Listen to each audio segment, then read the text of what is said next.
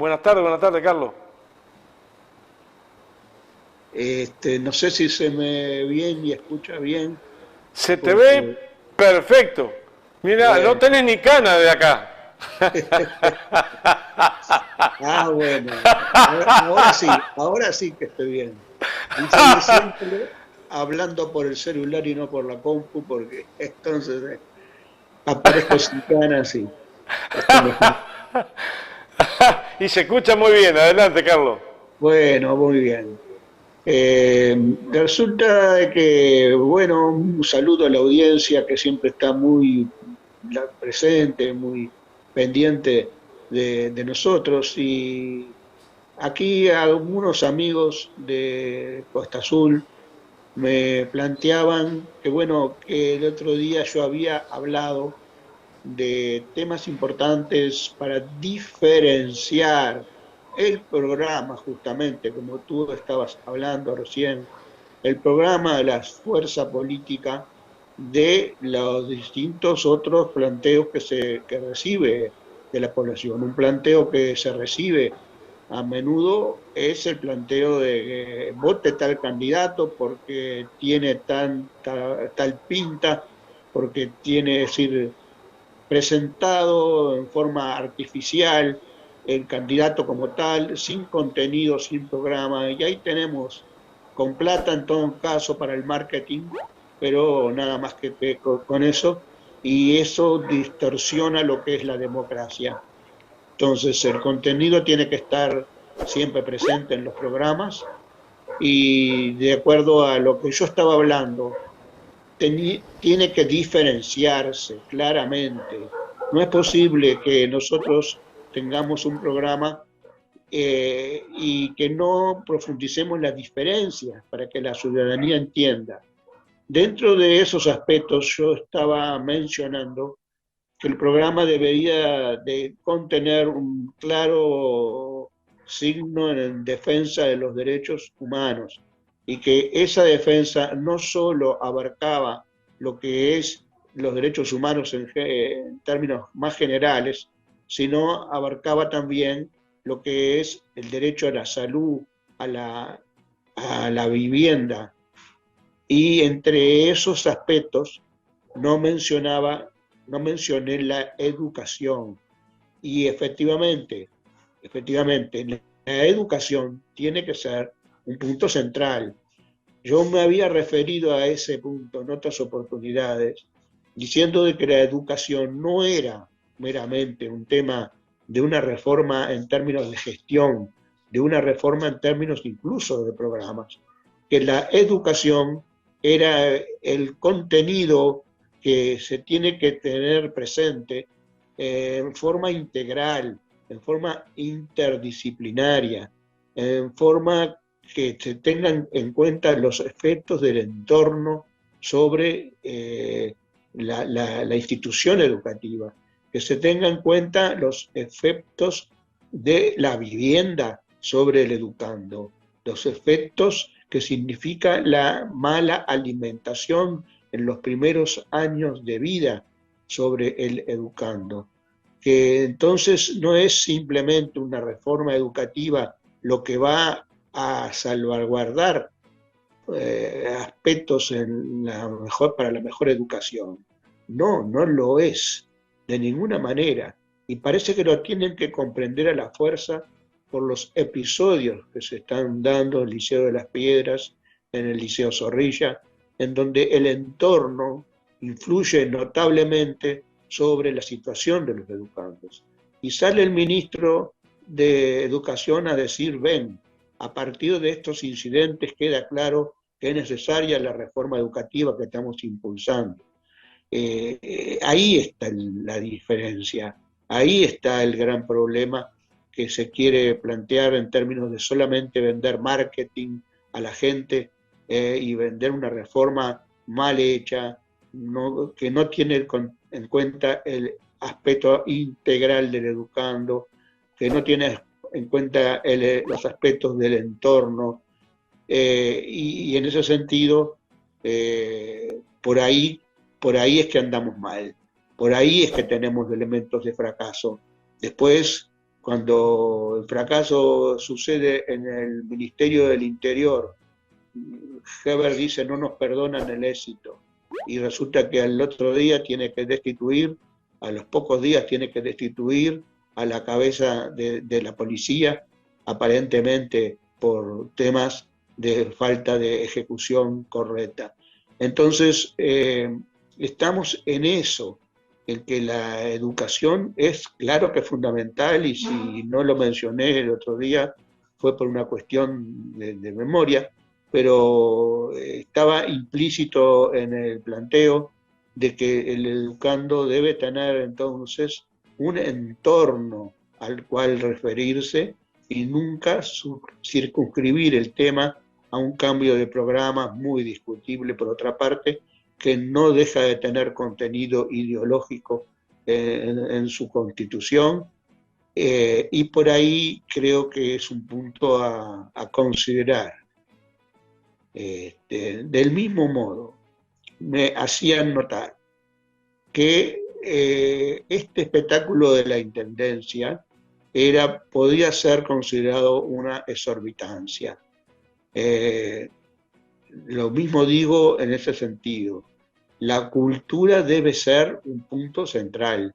Es imposible concebir al ser humano sin concebirlo en su integralidad. La integralidad no es solamente darle el sustento de las necesidades básicas, sino también desarrollo cultural de la persona, desarrollo en todos sus aspectos.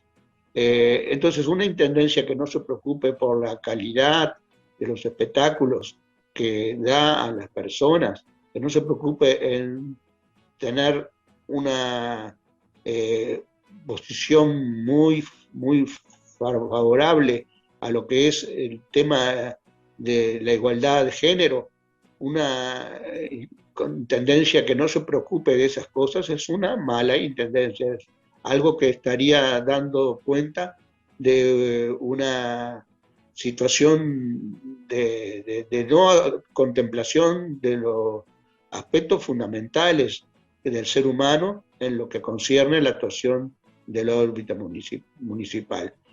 Entiendo que entonces, así como tenemos una cuestión de música, una orquesta sinfónica, lo tenemos también en espectáculos puntuales, cuyo gasto entonces no tiene relación con un gasto permanente, sino un gasto puntual para un hecho concreto. Eso no me parece que sea cuestionable, que me parece que si no defendemos eso, si no defendemos que el Antel Arena estuvo bien hecho, si no defendemos que tiene que haber ámbitos y tiene que haber actos en los cuales se promueve la cultura popular, si no defendemos eso estamos mal, estamos equivocados en cómo nos movemos. Carlos, En esa diferenciación que yo veo necesaria, ahí estamos equivocados. Carlos, me permite una cortita. Yo quisiera recordar en estos días que he escuchado cosas y que yo no he intervenido sobre este tema. Quiero recordar, porque eran vecinos míos de Las Piedras en aquel momento, que uno de los pilares de difusor de la cultura en Montevideo, y aplicaban la intendencia, que fue la intendencia de Tabaré o la intendencia de Arana, fue uno de los directores que yo recuerdo que era vecino, Gonzalo Carámbula. Ah, sí, sí. Un gran homenaje a Gonzalo. Donde se llevó la carpa a todos los barrios, como nunca lo hizo, quita lo esencial por lo puntual. Y a mí eso, ¿qué quiere que le diga, Carlos? A veces me olvido. No, lo estoy diciendo en lo que está en la Voz Populi ahora. Sí, sí. Bien. Lo esencial es lo que ha hecho la Intendencia de Montevideo del Frente Amplio, no de alguien en particular, durante años llevando y esparciendo cultura en todos los barrios. Ahí está. Porque la crítica que se hace puede tener todos pueden criticar y todos pueden tener errores y en aspectos puntuales, si los sponsors financiaron adecuadamente, todo esto puede criticarse.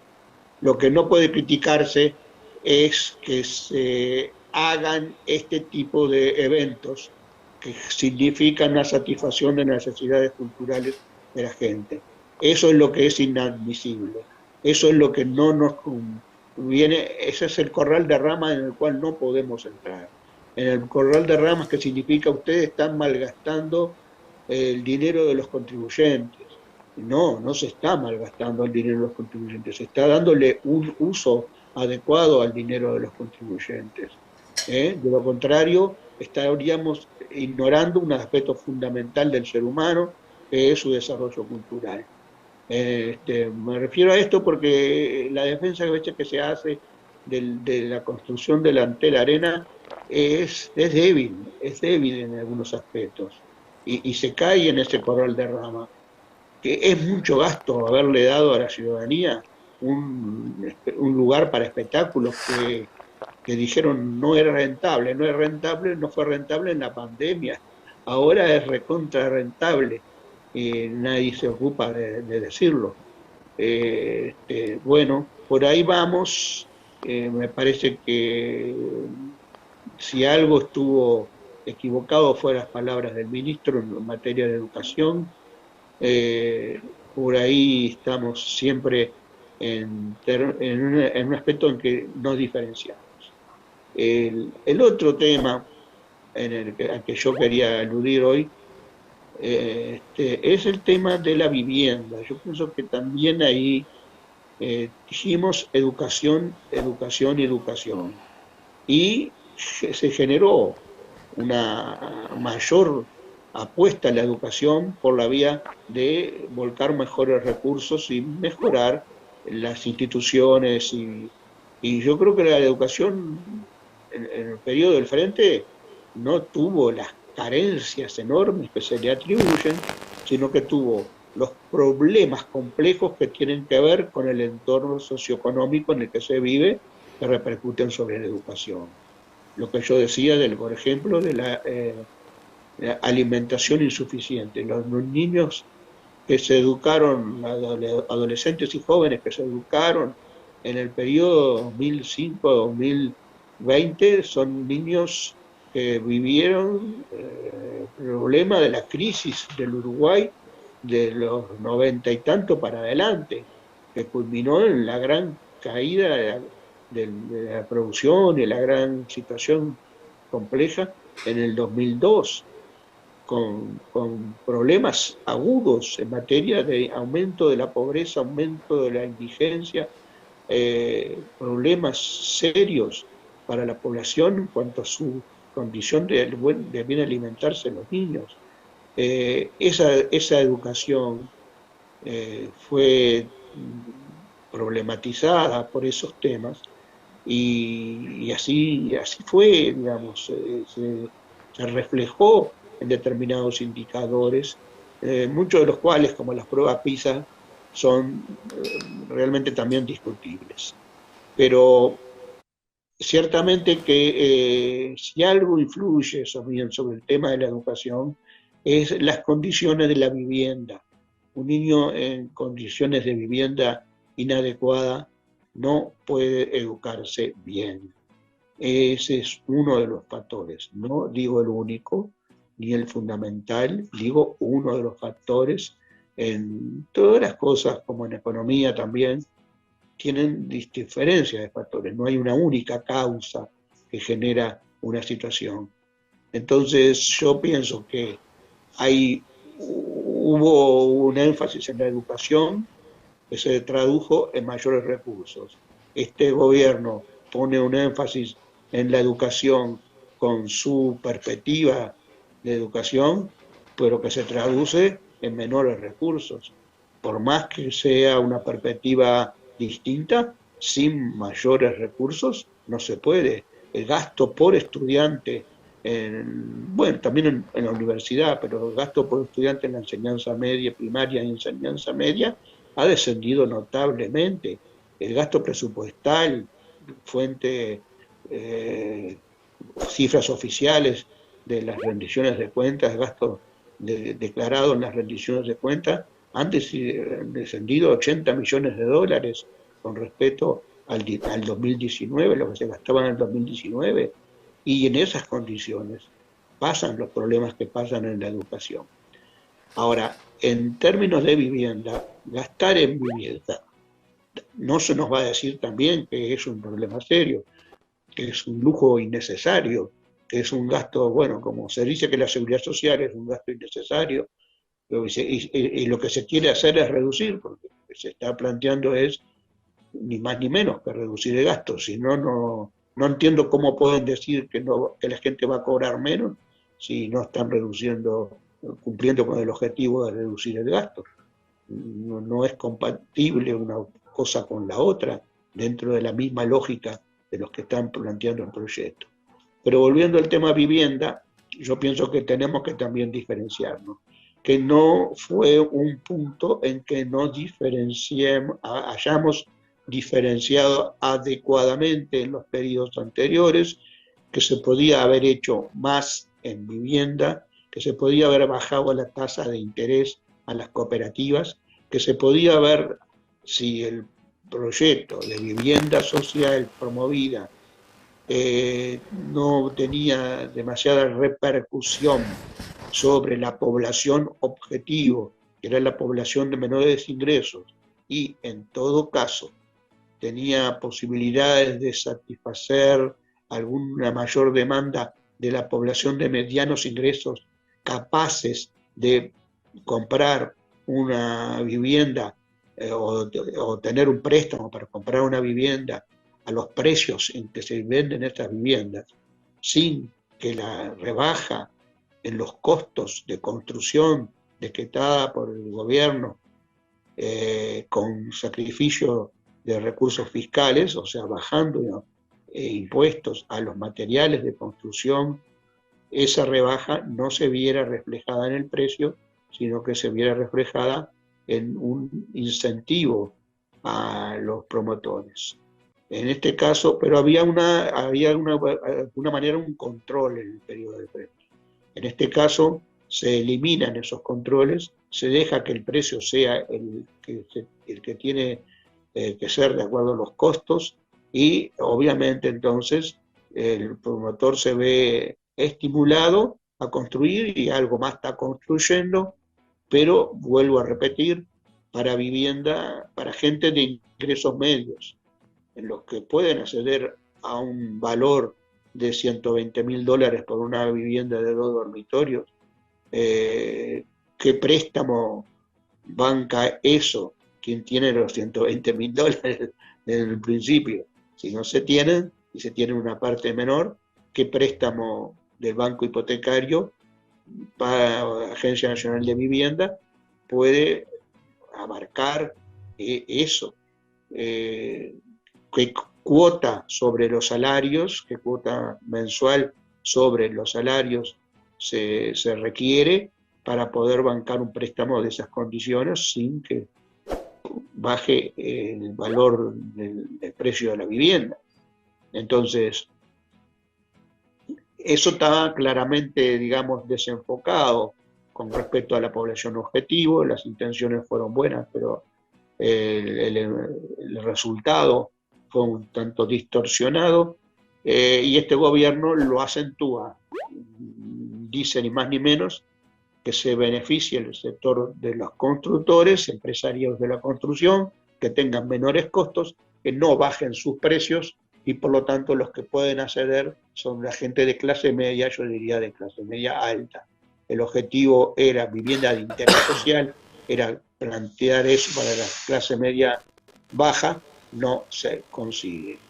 Entonces, si se dice que el énfasis es vivienda, podemos haber solucionado el problema de la diferente aplicación de la UI o la UR a los deudores del banco hipotecario.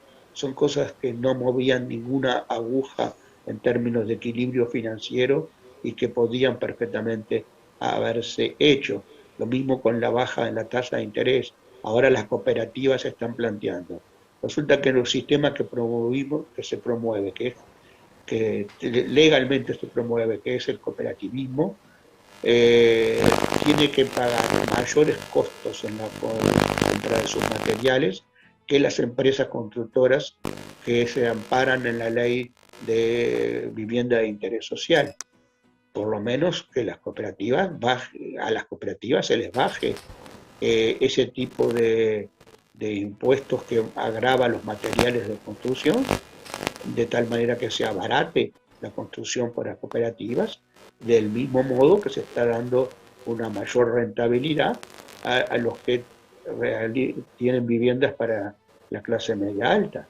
Entonces, bueno, por ahí estamos, esos son los temas que debieran de diferenciarnos y a veces fallamos, a veces no somos consecuentes en lo que tiene que ser una clara diferenciación de, bueno, que son medidas socializantes, llamémosle así, porque tratan de estimular que haya una distribución del ingreso más igualitaria. Si eso es socializante, yo digo, defendamos que somos socializantes. Y algunos compañeros dirán, yo prefiero que seamos simplemente progresistas y no socializantes, y entonces no importa que la seguridad social se plantee mantener las AFAP, que son antisocializantes, pro-capitalistas, porque defienden que la gente entienda y acuerde que lo que va a recibir como jubilación es exactamente igual a lo que aporta, como si fuese un seguro. Por otra parte, lo que están planteando de gran reforma es lo mismo que decirle a la gente hágase un seguro para su, sus años de tener una renta en sus años de no actividad. Pero dicho, ¿eh? Tenemos que ir redondeando que nos tenemos que ir. Bueno, entonces, vuelvo a repetir, diferenciarse, no tener miedo a que digan que son medidas socializantes si estamos planteando una redistribución del ingreso y una afectación de los grandes intereses para financiar un mayor gasto social, no tener miedo en tener ese gasto social incrementado y defender que ese gasto social es absolutamente necesario en la base económica y cultural de la gente. Por ahí tenemos que andar, yo estoy de acuerdo en caminar junto con algunos compañeros que vean la cosa un poquito diferente, que tengan críticas, que no crean que eso sea el camino más efectivamente directo para llegar a la gente. Bueno, si hay compañeros que piensan así, pero que están del lado nuestro, que no pasan la raya hacia el lado de la derecha, yo estoy dispuesto a transitar con ellos, a respetarlos, pero entendiendo de que se respete nuestra posición dentro del frente, nuestra posición más socializante, más propensa a medidas socializantes, más tendiente a medidas socializantes. Por acá dejamos hasta el próximo lunes, con mucho gusto estaremos de nuevo con la audiencia de Gracias, Andares. Carlos. Un abrazo. Un abrazo.